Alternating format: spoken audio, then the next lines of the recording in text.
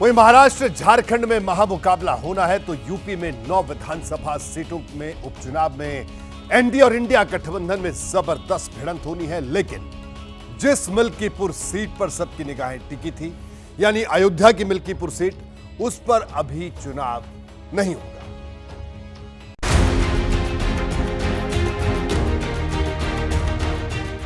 UP में उपचुनाव की 10 विधानसभा सीटों में अयोध्या की मिल्कीपुर सीट को आर पार के संग्राम की धुरी समझा जा रहा था। बीजेपी यहां समाजवादी पार्टी से लोकसभा चुनाव का बदला चुकाने को उतावली थी। खुद मिल्कीपुर में जीत दिलाने की जिम्मेदारी मुख्यमंत्री योगी आदित्यनाथ ने संभाल रखी थी। लेकिन फिलहाल चुनाव आयोग ने इस सीट के लिए चुनावी कार्यक्रम का ऐलान नहीं किया है। वजह है चुनावी याचिका। Milkipur also is under election, so let me से इट दैट वे। जहां इलेक्शन पिटीशन नहीं है वहां सब में हो रहा है। दरअसल 2022 के विधानसभा चुनाव में मिल्कीपुर सीट से एसपी के अवधेश प्रसाद चुनाव जीते थे। उनकी जीत को बीजेपी के पराजित उम्मीदवार गोरखनाथ बाबा ने इलाहाबाद हाईकोर्ट की लखनऊ बेंच में चुनौती दी थी।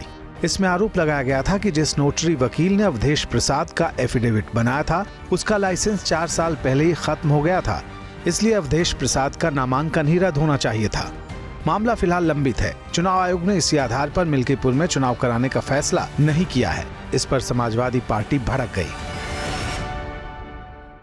माननीय न्यायालय का कोई आदेश है कि चुनाव मिल्कीपुर विधानसभा में न कराया जाए।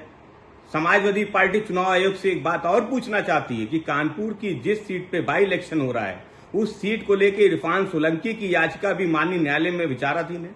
उस सीट पे इलेक्शन चुनाव आयोग फिर क्यों करा रहा है? लेकिन मेरी समझ से जब अवधेश प्रसाद जी सांसद हो गए और उन्होंने विधानसभा से इस्तीफा दे दिया, तो फिर मेरे समझ से तो वो याचिका भी समाप्त मान लेना चाहिए।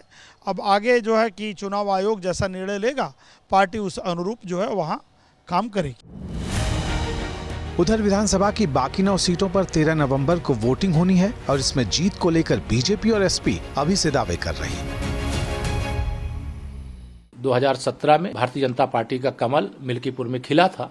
2022 में थोड़े अंतर से चुनाव जरूर हमारे प्रत्याशी हार गए थे। उसका मामला न्यायालय के समक्ष है। माननीय न्यायालय का जब भी निर्णय होगा, और हमें पूरा विश्वास है हम 9 विधानसभा में से अधिकांश सीटें जीतेंगे। चुनाव आज हो चाहे चुनाव कल हो, जीत तो समाजवादी पार्टी की होगी। जनता का आशीर्वाद समाजवादी पार्टी को मिलेगा।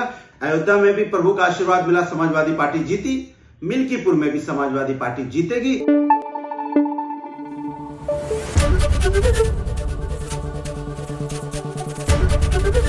एबीपी न्यूज आपको रखे आगे।